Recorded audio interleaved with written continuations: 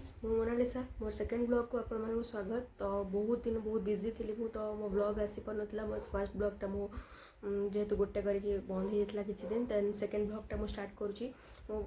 मोर गोटे भाई को मैरेज 4टा पार्ट्रे तर मैरेज कल्चर माने मैरेज सब जो कल्चर टाइप जोड़ा हुए से गुड़ाक हम मैरेज गोटे हम बारात एंड रिसेप्शन रहा 4टा पार्ट्रे हम।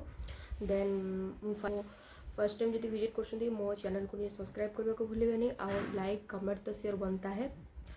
Okay then let's see.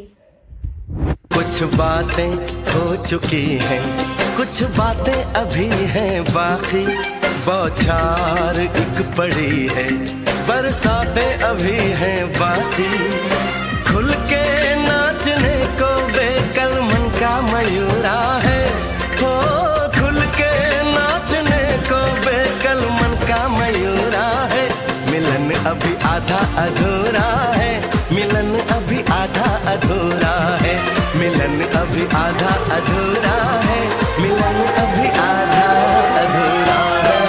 कुछ बातें हो चुकी हैं, कुछ बातें अभी है बाकी, बौछार एक पड़ी है, बरसातें अभी है बाकी, खुल के नाचने को बेकल मन का मयूरा है, हो खुल के नाचने को बेकल मन का मयूरा है। मिलन अभी आधा अधूरा है, मिलन अभी आधा अधूरा है, मिलन अभी आधा अधूरा है, मिलन अभी आधा अधूरा है।